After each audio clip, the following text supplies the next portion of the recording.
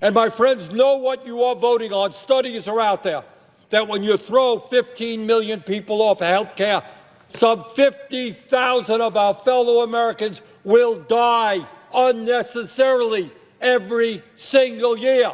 Anyone think that's funny? I talk a lot about the fact that we exist in a new political order. The old ways are dead, and it's unlikely they are to return.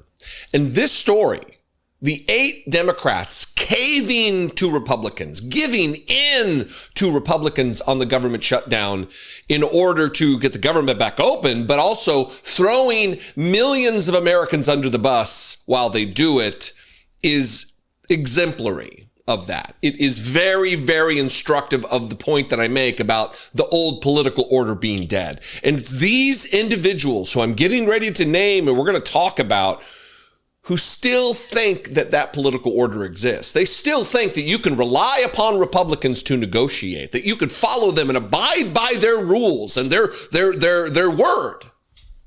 None of that's true. Democrats really screwed us last night. Not Democrats globally, universally, generally. 8 of them. Well, 7 Democrats and 1 independent in Angus King from Maine. Pretty remarkable. Get a load of this tweet from Jonathan Karl. An end to the shutdown is in sight. A senior Democratic senator tells me there will be more than enough Democrats to vote in favor of reopening the government tonight. They'll get a promise of a vote. They'll get a promise of a vote. They're going to get a fucking promise, everybody. How happy. Wonderful. Tell that to the millions of Americans who are going to lose their health care. Tell that, talk about this promise to the millions of Americans who are going to have their healthcare premiums double or triple or quadruple. Some of them won't be able to afford it. They will lose their health insurance and they will die. But these 7 Democrats and 1 independent, they got a promise, everybody. There was a promise made by Republicans who we all know never lie. What do they think? What do these 7 Democrats and Angus King think? The rest of us see the writing on the wall. We know what the stakes are here. We will be impacted by the stakes. None of these 7, 8, we'll just call them 8, none of these 8 senators will feel that impact, will have it harm them in any way. And they're doing a victory lap. One of them on Fox News this morning. We'll get to that next. They'll get a promise of a vote on health care, but nothing more, says journalist Jonathan Karl. Most of the Democratic leadership will likely vote against it. He follows it up with this. The bill will extend funding until January 31st for most of the government and include 3-year-long appropriations bills. Legislative branch, military, construction, and veterans affairs, and agriculture, including SNAP. That's fantastic. But what about everybody else? You're giving Donald Trump what he wants. You're leaning in to his agenda, providing him ammunition to harm more Americans. In governance, in leadership, decisions are tough, oftentimes seemingly impossible. I get that. But the road was clear here. The wins were sparse, but we were going to get them. And instead, you have sold America out and leaned in to give wind to the sails of Donald Trump's agenda. Good job. Fantastic. Let me read a little bit about what exactly is going on here from the Washington Post. And then I've got a clip of Bernie Sanders and several of Maggie Hassan that really does just give weight to my opinion about these people having no clue about the era in which they live, that they have no understanding that they exist in a new political order, to beat the drum here, and that the old ways are dead. They have no idea what's going on around them. This is from the Washington Post. Late night Senate deal opens path to ending shutdown, but splits Democrats. The deal doesn't extend expiring ACA subsidies. If a bill passes the Senate, it needs the House to approve and Donald Trump to be on board. So it's not just a hurdle of the Senate.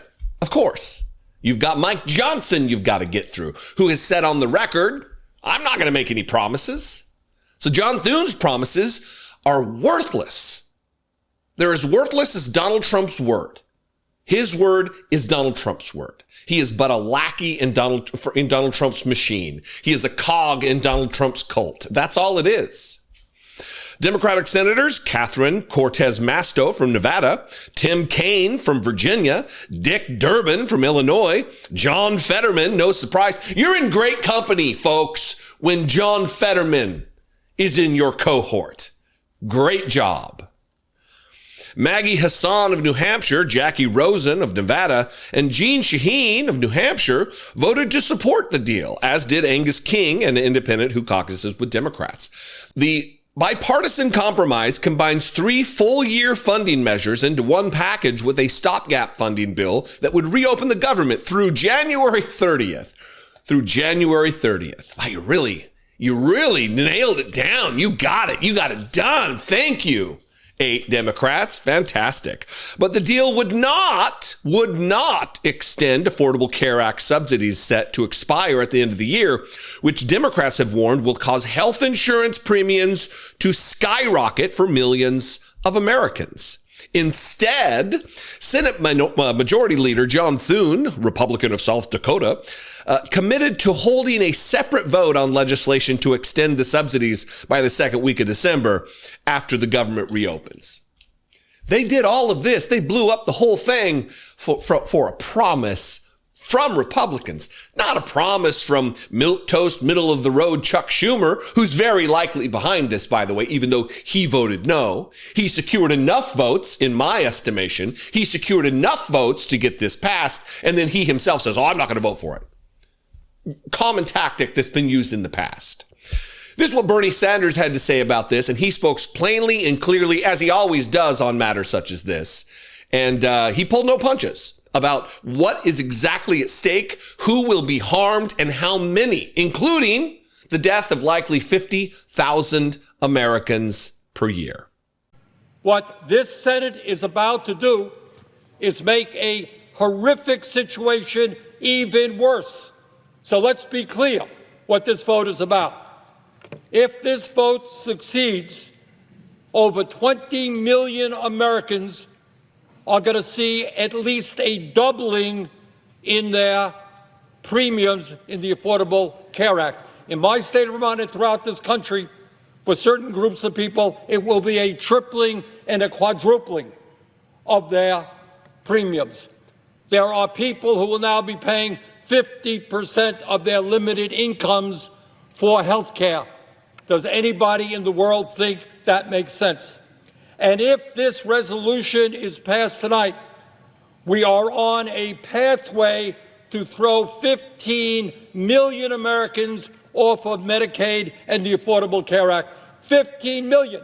Our job is to create universal health care, guarantee health care to every man, woman, and child, not throw 15 million people off the health care they have, low-income and working-class people.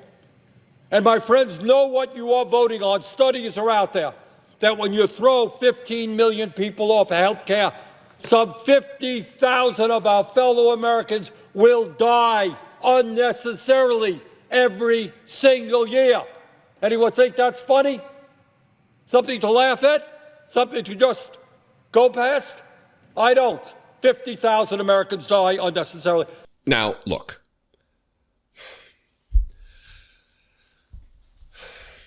This is not what I wanted to be doing today, talking about today. I would hope that we could have withstood more, gone on longer, pushing back against Donald Trump. But some Democrats don't have the Constitution for that. Some of those being Maggie Hassan, who in these 2 clips said some of the most ridiculous, completely unaware of her surroundings things that I've heard from an elected official in a long time. We're going to start with her talking about, we've now forced the Republicans to come to the table. They're going to have to finally admit whether or not they want to support the health care of millions of Americans. Like, what party, what institution do you work in, Maggie? You work around and with Republicans on a daily basis. You see what they say. You hear what they say. You watch them say it with your own eyes, and you still contend that we can shame them, that we can pressure can be brought to bear against them. They don't care. They just gave $6 trillion worth of tax cuts to wealthy Americans. $1.6 trillion in tax cuts to the top 5% of the country. You think they give a single shit about regular Americans, hardworking Americans, and their bottom line, about their health care costs, about their grocery prices, about their energy bills? They don't give a single fuck about that. And you know they don't. Watch this. So my Democratic colleagues and I have been ready to work on this issue, on extending these tax cuts for months. With the government reopening shortly, Senate Republicans now finally have to come to the table. Or, make no mistake, Americans will remember who stood in the way. So I urge Speaker Johnson to finally return the House of Representatives into session and quickly reopen the government. That's your big win? That Republicans now finally have to come to the table? Or make no mistake, the American people will remember? We were remembering before you sold us out. We knew what the stakes were. We knew what was on the table here, Maggie. You think we didn't know that before? She went on. It got worse. My vote today was to do two things, both equally morally important and imperative. One is to make sure that the government is functioning so that our kids eat, so that our elderly citizens eat, so that our air traffic controllers can get some sleep and earn money, get paid while they are working, so that our veterans are protected, and continue the fight to a realistic platform to get the premium tax cuts done. And if that is not successful, then shame on the Republican Party and shame on Donald Trump. But the American people will see who stands with them on health care and who does not. And that will be the platform of the next stage of the fight. I hope we can find bipartisan agreement on an extension of those premium tax credits. In New Hampshire, couples who are 60 years old or so, earning $85,000 a year, are seeing like a $15,000 increase in their insurance premiums. This has to get fixed. And we have about a month to do it before the harm gets to be irreparable. And again, if the Republicans can't come to the table and do something reasonable on this and make sure that people can afford their health care and that the whole private commercial market also doesn't see skyrocketing increases, then shame on them. Does this seasoned political leader, this person who's been in the United States Senate for many, many, many years, in Maggie Hassan, does she think that shame is some kind of a cudgel that will work against Republicans? That you can weaponize shame against them any more than they have against themselves? Republicans have no shame. Republicans have no dignity. Republicans have no integrity. If that is not successful, then shame on the Republican Party and shame on Donald Trump. Shame? When was that ever a tool? Speaking of tools, Catherine Cortez Masto said some of the most ridiculous things at this presser that I've ever heard come out of the mouth of a senator, especially a Democrat, talking about Republicans, what expectations she has for Republicans. These people live in a fantasy world. Watch this. We have an opportunity also to put Republicans on the record on the ACA. Are they committed to doing this? Are they committed? Leader Thune said he would come to the table on a health care once the government was open, and now he must follow through. If Republicans want to join us in lowering costs for working families, they have the perfect opportunity to show the American public. I expect Republicans to be at the table in the next few weeks. I expect the White House to be at the table. And if they do choose not to come to the table, they can own the disastrous premium increases that will continue to rise. They will own the fact that Americans across this country are going to lose access to health care. We were elected in the Senate to work on real solutions that help working families. There's the promise. John Thune's promise. Leader Thune said he would come to the table. Oh, he said it. Oh, he said he would come to the table. You hear that, audience? Feed your kids with that promise. Go to the grocery store and tell the checker that, oh, I've got an IOU in the form of a promise from John Thune. Provide health care for yourself and your family with the promise of John Thune. Lots of currency we're dealing with here. He must follow through. He must follow through now that he's given his word. That's the way it works in this political order that's existed for more than a century in the United States, thinks Catherine Cortez Masto. If Republicans want to join us in lowering costs for working families, what gives you the idea that Republicans want to lower costs for working families? In what universe? In what reality? In what dimension do you exist that the rest of us do not? Republicans don't give a single fuck about Americans' healthcare costs. They don't care about the price of groceries. They don't care about hungry children. They don't care. What they care about is providing a $1.6 trillion tax cut to the top 5% of wage earners in this country. That's what they care about. They care about destroying the social safety net in this nation in order to give corporate welfare to billionaires. Shame on these Democrats. This is probably not even going to get watched by many because of the fact that people don't like criticism of Democrats. But what are we doing here? We're in a fight for our life, for the continuation, the very existence of our democracy, of our country. And Democrat after Democrat after Democrat continues to lean in, providing aid and comfort to Donald Trump, the enemy of our country.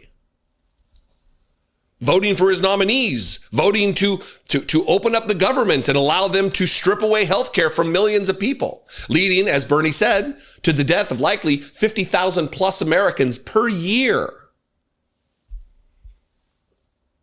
It's shameful. It's weakness. It is cowardice. And look, do I think that they think that it's going to be the right thing? Yeah, I think they do think that. All the more reason to get them the fuck out of here. All the more reason they shouldn't have a job in the United States Senate. If they are so daft, if they are so ignorant, if they are so naive to believe that John Thune's word is worth anything, they need to go. And many of them are on the way out anyway, which is an extra thumb in your eye. There's not going to be any political consequence for them. They're not running for re-election. They're going to retire. Go back to being private citizen billionaires, not U.S. citizen millionaires. Excuse me, they're not billionaires. Millionaires, certainly.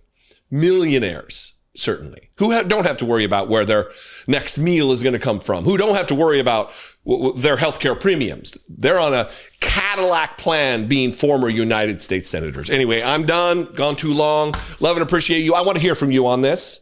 Are you one of those that doesn't like me to criticize Democrats? I apologize for that. I apologize that you don't want me to criticize Democrats. I don't apologize about criticizing Democrats. I'm a Democrat. The only way to better our party, to strengthen our party, to have this party exist is to criticize, is to make it better, is to push us toward progress. And I hope you agree. People are pissed off, disappointed in these 8 Democrats. And I hope you are too, because they have sold us out. One of the 8 Democrats, we're going to continue to talk about this a little bit. One of the 8 Democrats who is responsible for appeasing Donald Trump, negotiating based on the word of Republicans that we're going to put an actual vote up on the Senate floor to continue Affordable Care Act subsidies in order that we don't double or triple or quadruple your health care premiums or just have you lose your health insurance in general. We're going to appease Donald Trump and the Republicans. 8 of them. Jeanne Shaheen is one of them. Jeanne Shaheen Just remarkable optics here. You give wind to the sails of Donald Trump's agenda, harming Americans. And where's your first stop? Where do you go first? What do you want to, where should you go? Should you go to a normal media outlet that actually provides actual objective journalism? That would be crazy. What you should do, if you were me, if I'm giving advice to Jeanne Shaheen, you see the bit I'm doing here, right? This is not the real advice I would give her. Got to spell it out, I guess. I would go to Fox News, where the truth gets told, where the true information gets disseminated to the American people. That's where I'd rush to. Where's a Rupert Murdoch outlet I can get in front of a camera? That's what she did. Jeanne Shaheen, they promoted it. Oh yeah, a splashy promo. We're going to have Senator Jeanne Shaheen. Tip of the spear of betraying Americans. Here we go. And it did not go, well, it went exactly as you would think, but it did not go the way that it should have, which was her, well, not making the vote in the first place. Watch this. Can you give us an idea, and our viewers an idea, what happened behind the scenes to have you, Senator Kaine, Angus King, Catherine Cortez Masto, Jackie Rosen, and John Fetterman, as well as Maggie Hassan and Dick Durbin, all come together to get to the 60 threshold? Can you bring us behind the scenes for that? Well, there had been discussions going on really since the shutdown about how could we work together to end this? How could we make sure that we can address health care costs for the millions of Americans who are seeing their health care costs rise as the result of the bill that was passed in the summer that the president wanted. And so I think this agreement gives us an opportunity to continue to do that work. We're going to have a vote, and I believe there are a number of Republicans who are going to join us in trying to address health care costs for Americans, but we're also turning the government back on. We're making sure that the people of America can get the food benefits that they need, that air traffic controllers can get paid, that federal workers are able to come back, the ones who were let go, that they get paid, that contractors get paid, that aviation moves forward. So we are going to be able to continue to fight about health care because we're going to have a vote in December. Again, same thing I said before. These people live in an alternate reality. To hear a Democratic United States Senator speak those words, I believe there are a number of Republicans who are going to join us in trying to address healthcare costs. You do? You think there are a number, multiple, plural Republicans who are going to negotiate with you on the continuation of subsidies. And if you don't, people, they get lost in these terms. The government pays subsidies to keep Obamacare, Affordable Care Act, solvent. So our premiums are lower. That's the way it's been working. And without those subsidies, you're going to pay the full freight, and your health insurance company, which is a privately owned for-profit company, very likely, they're going to gouge you. They're going to gouge you. I pay almost $2,000 a month for my healthcare premiums, and still had a bill that I had to pay when I got cancer 2 years ago, 3 years ago. This is not the way it should work. Anyway, for her to say that she believes that these Republicans are going to come to the table, what about the House? We've already heard Mike Johnson say they're not interested. You're going to hear a Republican in the administration right now that was on the TV while she was on Fox News. He was on Fox Business saying, yeah, we're not doing that. This is a second clip where Kilmeade, beady-eyed Brian Kilmeade, anybody can have a job in television, apparently. He's asking about, was leadership aware? Because a lot of people have a theory, and I tend to agree. I endorse this idea that Chuck Schumer acts like he didn't want this to happen, but I believe he orchestrated this. And this kind of leans into that idea. Watch this. Senator Chuck Schumer, your leader on the Senate, said, I cannot support a continuing resolution that fails to address health care. I am voting no. Did you do this outside leadership, and was there a big push for you not to join the others and break the 60 threshold? No, we kept leadership informed throughout. And I think it's important to remember who's responsible for why we got into this shutdown. We are here because we are concerned about the health care costs rising significantly on millions of Americans. And we didn't have any indication before the shutdown started that our Republican colleagues were willing to address it. Now, Speaker Johnson is going to have to bring the House back in. He's been AWOL since the beginning of September when we were in the middle of the shutdown. Leader Thune has agreed that we will have a bill that we will write that will give us an opportunity to work on those health care costs. And we believe there are a lot of Republicans, including a lot of Trump supporters, who want to see us do something about this because their costs are going up. No. We kept leadership informed throughout. They were well aware of what was going on. Yeah, I bet. So these two clips that you just watched were at 8:19 and 8:21, respectively, a.m. Eastern Time. At 8:44, not even 20 minutes later, Dr. Oz was on with the chief conspiracy theorist of the Fox family, Maria Bartiromo, over on Fox Business, and she was asking him, how do you want to play this out once ACA expires? Once the subsidies expire? And he goes, well, we got all kinds of ideas, but I'm not going to tell you what it's the same thing about Donald Trump's healthcare plan. There's no plan. There's never been a plan. There's not going to be a plan. They just want the subsidies to expire for Americans to be harmed because they're not on Obamacare. These are rich people. They are wealthy, beyond wealthy. We're talking about orders of magnitude of generational wealth. They don't have to worry about an increase in a healthcare premium because they're filthy, immorally rich. These are the kind of people Jesus talked about in the Bible being almost impossible for them to get into heaven. That's who we're talking about here. And she, Jeanne Shaheen, apparently unaware of that. But here's Dr. Oz telling Maria Bartiromo, we're going to wait for them to expire, and then we don't have a plan. $350 billion. The full counter proposal continuing resolution rolls back the Medicaid savings of $1.5 trillion. Republicans are never going to go for that. So do you have a thought on how you want to see this play out once these subsidies do expire this year?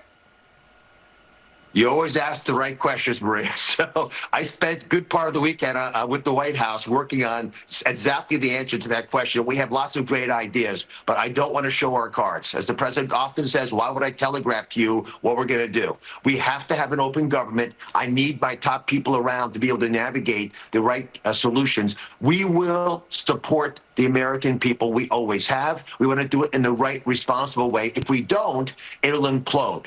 If we hadn't fixed Medicaid with the one big beautiful bill, it would have collapsed under the weight of its increasing expense. There was a 50% increase in Medicaid spending in the last 5 years since the COVID pandemic started. We're at peace. There's no virus. We got to reset, right-size the program with things like the Rural Health Transformation Fund, where we're pouring $50 billion into rural American health care in order to fix a real problem. But we don't want to throw money at issues. We want to actually have tactical solutions that work, and it's happening.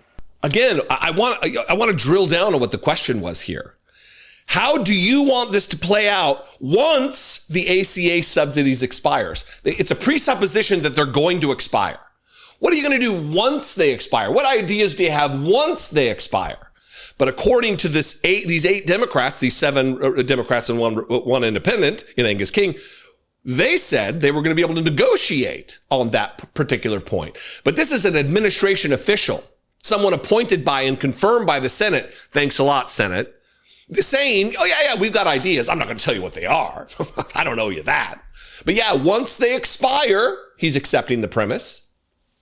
We don't really have any ideas. Or we have these secret, awesome ideas, but we're not going to tell you. Rubes. These 8 Democrats, I'm calling them 8 Democrats because Angus King caucuses with the Democrats. They are rubes. They are naive. And we don't need that. You can't be a leader and be so detached from reality that it leads you to make bad decisions that harm your constituents. We can't have it. This is why Chuck Schumer needs to be primaried. Please, AOC, please. Primary Chuck Schumer. Hakeem Jeffries needs to be primaried out. At the very least, he needs to be not in leadership. We need fighters, not people who demand to negotiate with fascists. Not people who can dream up or say little clever slogans. When we fight, we win, says Chuck Schumer all the time. Well, I would love to see some fight. And I'm not the only one. I'm so glad watching all this play out last night. It was a weight on me that I'm going to have to go onto YouTube tomorrow and bitch about Democrats and have people not watch those videos because people don't like people to watch people bitch about Democrats. There's a lot of people in my space, in my genre, in my cohort here, my colleagues in independent media who are also beside themselves, some with grief, some with surprise, some are shocked at what took place. But resoundingly, people are pissed off, disappointed in these 8 Democrats. And I hope you are too, because they have sold us out. They've sold Republicans out. They've sold Democrats out. They've sold Americans out. Working Americans. People who do have to pay bills and worry about how they budget because there's not just infinite money in their bank accounts. Regular people. Very disappointing. What do you think? Am I too overwrought? Am I wrong? I will accept dissent. I could be wrong. I don't believe I am. I am wildly confident I am correct. But I will listen to your dissent. I am saying your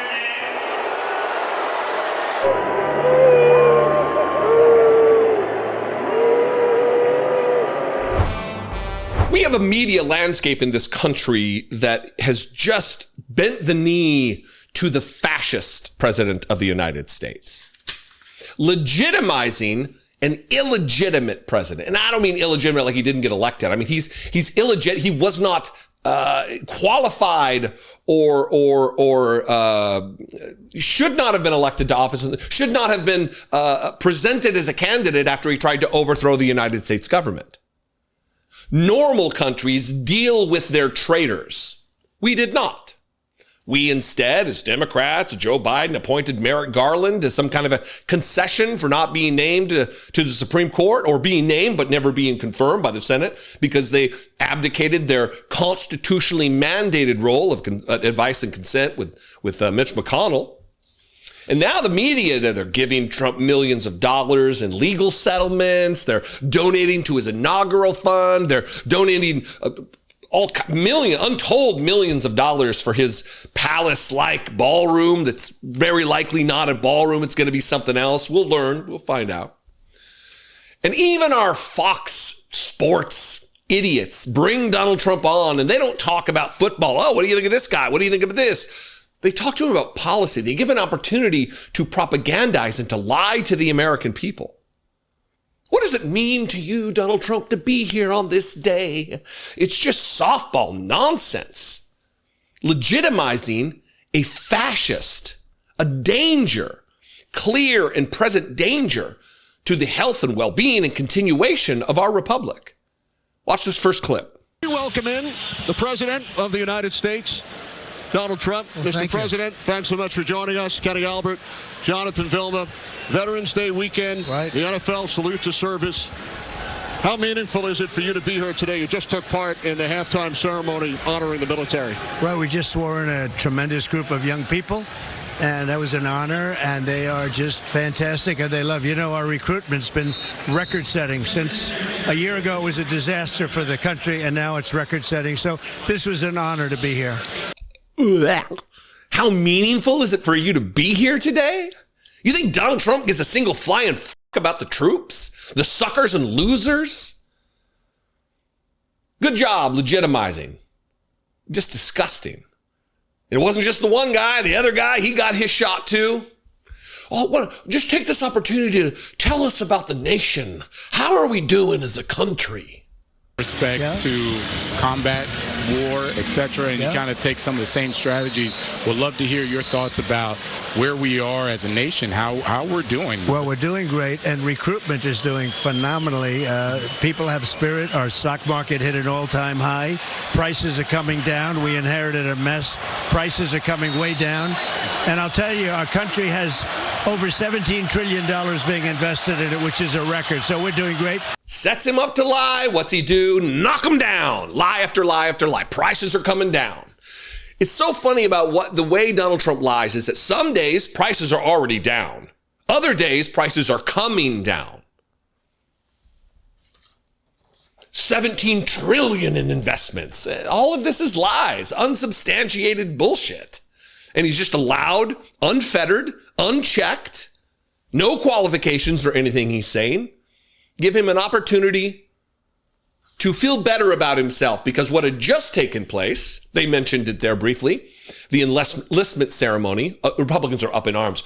Oh, these liberal radicals are booing our troops. They're booing this enlistment. No, they're not. They're booing Donald Trump.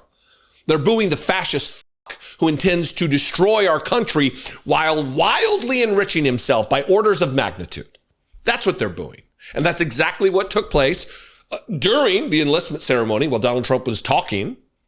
The crowd went wild booing. I, and say your name, do solemnly swear that I will support and defend the Constitution of the United States against all enemies.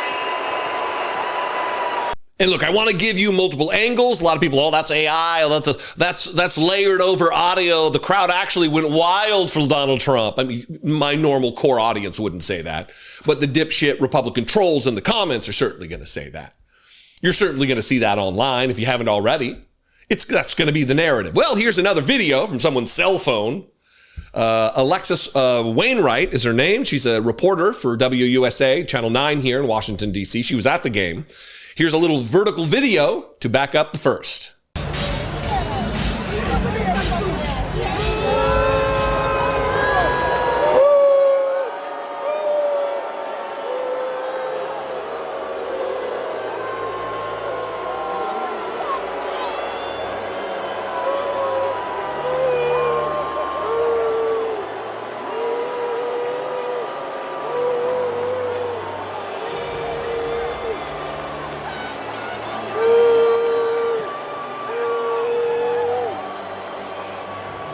And her account of it was in that tweet. President Donald Trump is here at the Washington Commanders game as they host the Detroit Lions. When shown on the Jumbotron, the crowd started to boo. I love that. The one lone middle finger to Donald Trump. We're all that guy. And some would say, well, yeah, also there's people cheering. Of course, there's some people cheering. Donald Trump is not 100% hated and loathed by the American people, but it's like 60%. It's the same in the stadium. It's kind of a representation of America. There's all kinds of fascists that run in the DMV here, the Washington, D.C. area.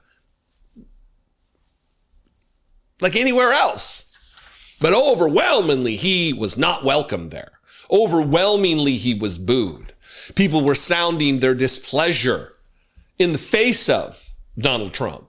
And he had to run upstairs to the broadcast booth to get a little mood boost, a little self-esteem check. What do you think about being here? How meaningful is it to you, sir? Oh, with tears in my eyes, Donald Trump. Let me lather you up and go to town, say the Fox employees. Anyway, what do you think? I welcome you to this less important conversation. Of course, the Americans hate Donald Trump and are going to boo him. Of course, he's damaging every single one of us, even those that don't believe it, who haven't yet woken up to it. They'll find out soon enough. I'm not talking about having a bad day. This is constant with Donald Trump. He cannot stay awake during the day to do his job. The propagandizing that comes from the White House is reaching cartoon levels. We all watched last week where Donald Trump was passed the f*** out in the Oval Office. Just snoring and sleeping like a baby. A dude passed out in the Oval Office. Not, again, someone else passed out, like a real medical thing. And Donald Trump, that's what woke him up and got him all peppy. The Washington Post did we're going to get to the propagandizing. That wasn't just an aside. The Washington Post did an analysis of different angles of the cameras in that meeting. And Donald Trump was passed out for about 20 full minutes during the goings-on. After the Republican Party and Donald Trump called Joe Biden Sleepy Joe for months and months and months and months, they still do it. They're ignoring the fact that Donald Trump is not up to the task of the presidency. This isn't just about poking fun at Donald Trump for being an old turd who can't keep his eyes open. It's not just about that. That's just a cherry on the top. That's just mockery, makes me feel good because I'm just that petty. But it's more than that. This is the presidency of the United States. This is why Joe Biden stepped aside, because there was too much pressure about his ability to do the job at his late stage in life. But Republicans, because they're hypocrites, they were on fire on that for Joe Biden, and they're also asleep, just like Donald Trump, relative to his health and welfare and well-being and fitness to do the job. Let me get to the propagandizing. That ends it here. But let me read what the White House statement was about the meeting that we've all witnessed, about Donald Trump being passed out. All the photos you've seen of him crashed out, slumped over in his chair, like somebody needs to check his vital signs. This was from the White House. Here's the article, by the way, so you want to look for it. A closer look at Trump's apparent struggles to fight off sleep in the Oval Office. A Washington Post analysis of multiple video feeds found that the president spent nearly 20 minutes apparently battling to keep his eyes open at a recent event. Now, we've all witnessed it. You saw it. I saw it. The world saw it. And this is the White House response, speaking of propagandizing. The White House denied that Trump was dozing during the Oval Office event and suggested the question was inappropriate. How dare you ask about the emperor's clothing? He's not naked. Those are beautiful garments, they say. Quote, the president was not sleeping, says the official statement from the White House spokesperson. In fact, he spoke throughout and took many questions from the press during this announcement, which represents a historic reduction in prices for Americans on 2 drugs that help Americans struggling with diabetes, heart disease, obesity, and other conditions, spokeswoman Taylor Rogers said in a statement. The president was not sleeping. Deny your eyes. Deny your senses. Do not believe what you see or what you hear. The dear leader's spokespeople have spoken. The sleeping president was not asleep. That was something entirely different. He spoke throughout the entire meeting, even while he was snoozing, apparently. This is what the Washington Post in their analysis found. A Washington Post analysis of multiple video feeds found that Trump spent nearly 20 minutes apparently battling to keep his eyes open at the Thursday event. It was a seemingly stark illustration of the strain of the presidency on a 79-year-old who typically keeps a vigorous travel schedule that even his aides say they struggle to keep up with, and who has reveled in calling his predecessor Sleepy Joe Biden. Now, again, while I enjoy mocking the dipshit president, it is not solely about that. The more important element of the story comes in this particular sentence. It was a seemingly stark illustration of the strain of the presidency on the nearly 80-year-old president. We are owed competent leadership. I believe we are owed exceptional leadership. That's why I hold politicians on both sides of the aisle to a higher standard than I would you or my neighbors. If you want to play at this high level, if you want to represent the interests of Americans, the important interests of Americans, you need to be on top of your game. You need to be the best of us. I don't want Matt Gaetz's and Marjorie Taylor Greene's and Lauren Boebert's and Donald Trump's and Mike Johnson's. I want people who are better than that. I want Alexandria Ocasio-Cortez's. And if we're going to have old people, who are beyond the age of retirement, like Bernie Sanders. Let's have a guy like that. I want fewer John Fettermans and more leaders. Sitting behind the Resolute desk on Thursday, the president displayed a constellation of movements familiar to anyone who has attempted to stay awake during a work meeting. He closed his eyes, he put his hand to his temple, he slouched in his chair. Donald Trump at one point was literally trying to pry his eyes open to keep them open. He was so sleepy.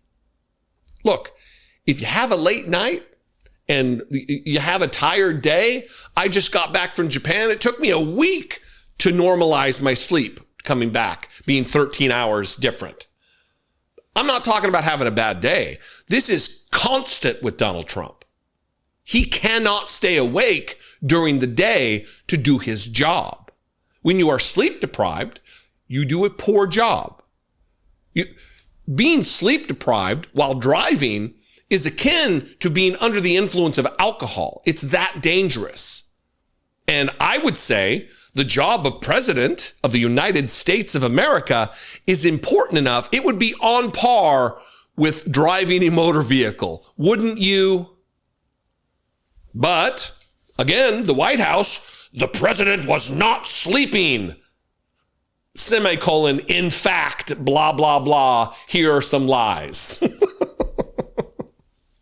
Anyway, what do you think? I invite you to this very important conversation. Please like and share this video. Comment below with your comments. And if you want to sound off telephonically, you can call the voicemail line, 714-576-4054. And of course, as always, you can email me daily@dollemore.com. Please consider supporting this work right here. For as little as $2 a month, you can help me produce these videos, putting them out on YouTube and on Facebook. You can be a part of that for $2 a month. You can click the join button below this video on YouTube to become a channel member, or even better, the better method is to go to patreon.com/IDoubtItPodcast and help support what we do within the four walls of this studio, whether that be the podcast, this channel, Brittany Page's channel. Your money goes toward funding an independent media outlet that I believe does exceptional work, and you can be a part. She said, when I picked up my granddaughter from the federal agents, she had a dirty diaper, a bruise on her face, and was developing a rash. She was exhausted and cried. My heart aches knowing this could happen to others, to my kids, or even me, despite being U.S. citizens. As soon as the mass deportation effort started up in earnest, I talked about the dangers that would be posed to American citizens. Not as though American citizens are more important, or that's the only thing we should focus on. Absolutely, communities are being destroyed. Families are being destroyed. Humans are being rounded up and kidnapped off the street by masked, heavily armed agents of Donald Trump's secret police force. It's happening on a daily basis all across the country. And LA and Chicago, here in DC, it has been at a breakneck pace. What I'm going to talk about today is about a United States citizen, though. The Supreme Court, Brett Kavanaugh said, yeah, you can round them up based on how they look, based on what they're speaking, what kind of an accent they have, or if they're speaking Spanish. And American citizens, they have nothing to worry about, except for the fact that they do. And nearly 200 that we know of, that ProPublica has found, have been rounded up, detained for sometimes days and days and days.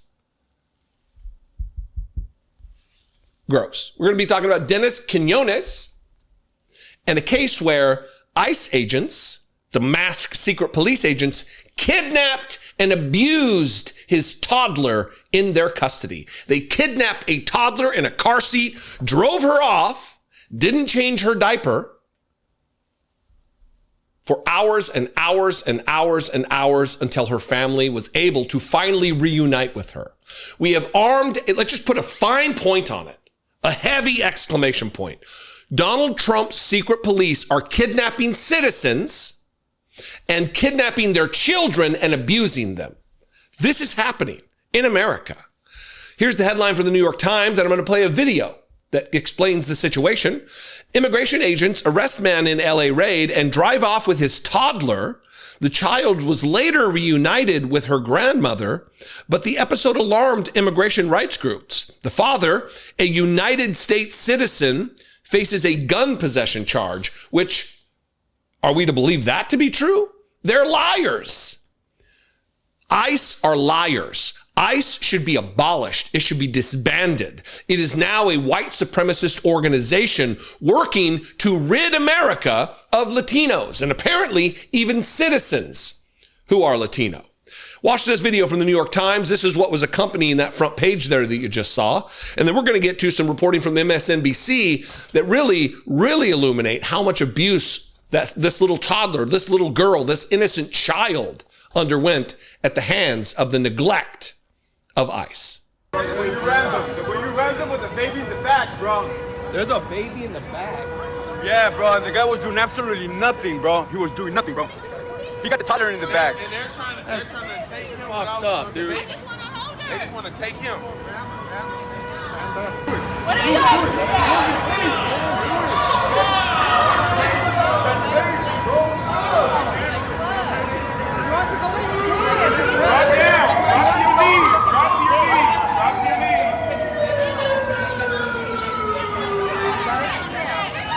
Look at that, in the car with guns with the baby. Look at this scumbag right there. Look at that, with a baby in the back. This was a cognizant toddler who was looking at me, looking at everyone. Two men in the car with full military gear who she doesn't know. It felt unbelievable. Disgusting. Violent. Almost every single agent you saw there was masked, anonymous, not saying who they are.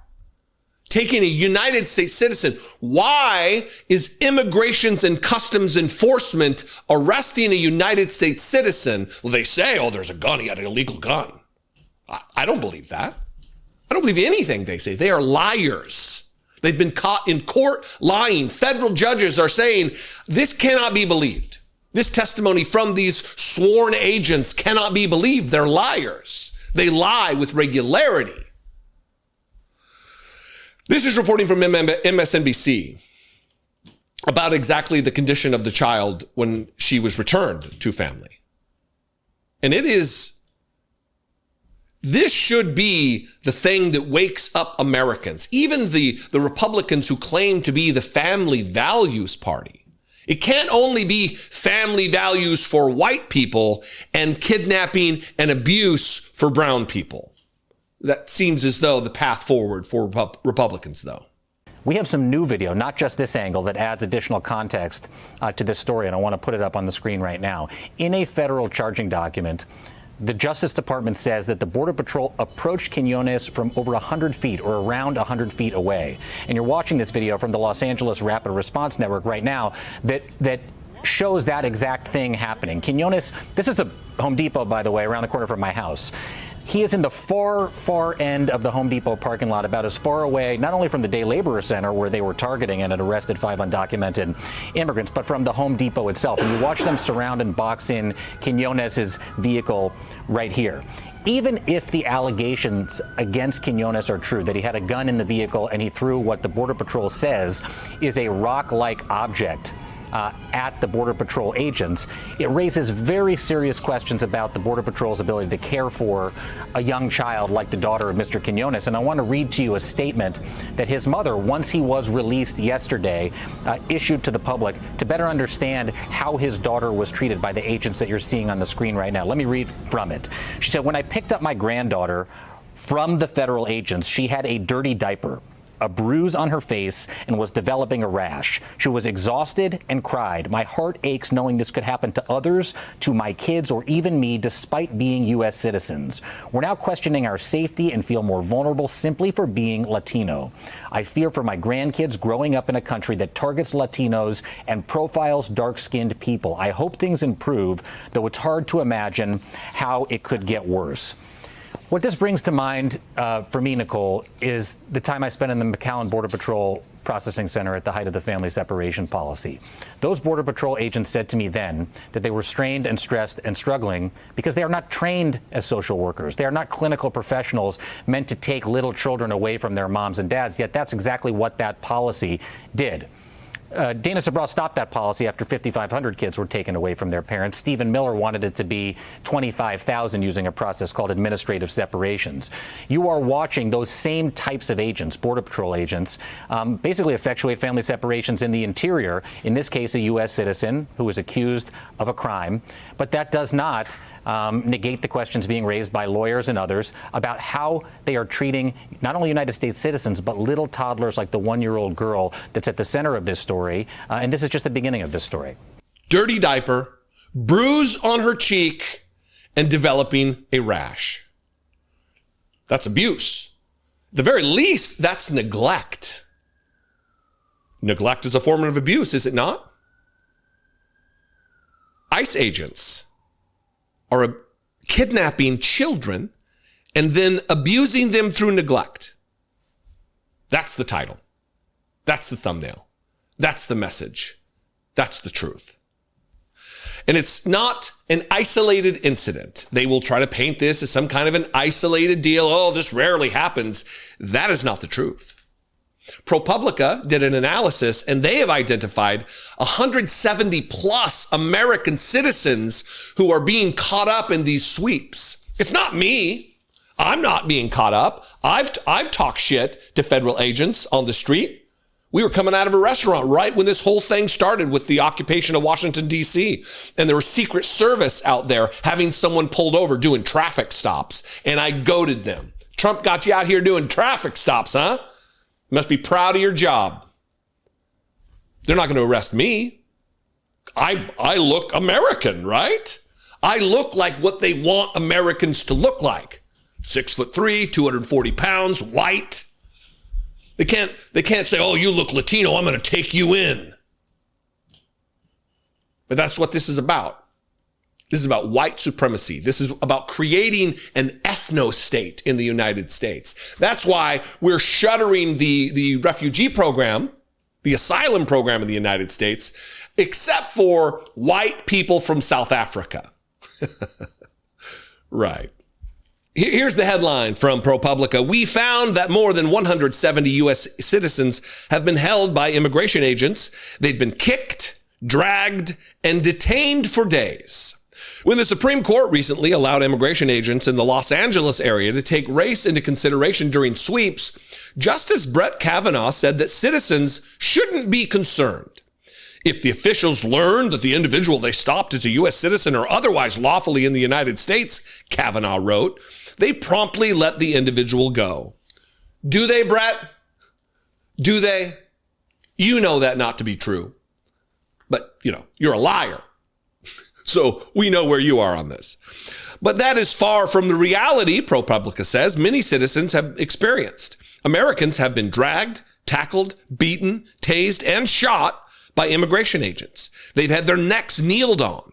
They've been held outside in the rain while in their underwear. At least 3 citizens were pregnant when agents detained them. One of those women had already had the door of her home blown off while Department of Homeland Security Secretary Kristi Noem watched. We compiled and reviewed every case we could find.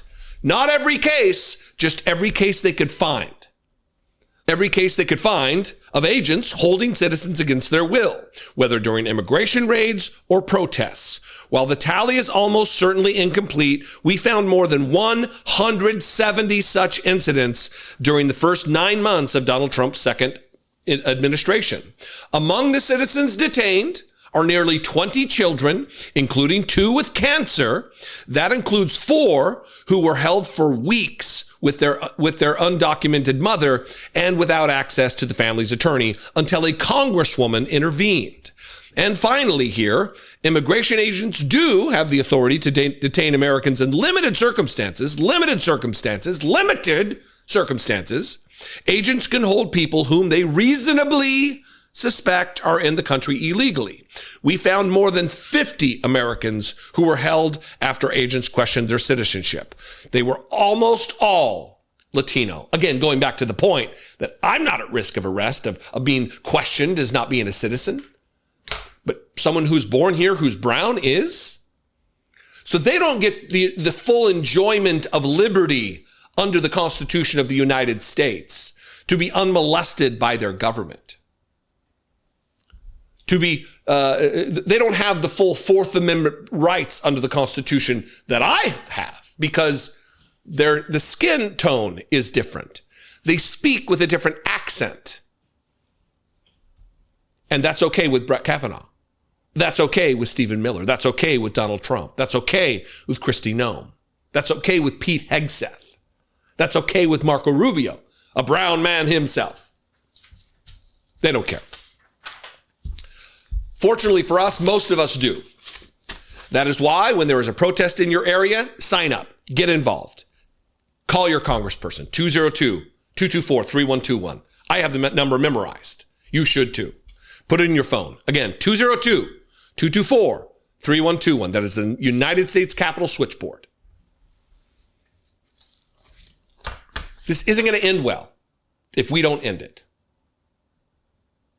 I love and appreciate you. I invite you to this conversation. Let's have it in the comments below the video. You can also call the voicemail line, 714-576-4054. And of course, as always, you can email me daily@dollemore.com. I love and appreciate you very much. Hopefully I am in a better mood tomorrow. Hopefully you're in a better mood tomorrow, because I'm just assuming you're sharing my shitty mood with me. Anyway, I love and appreciate you very much again. I'll see you next time. Be genuine and take care of one another.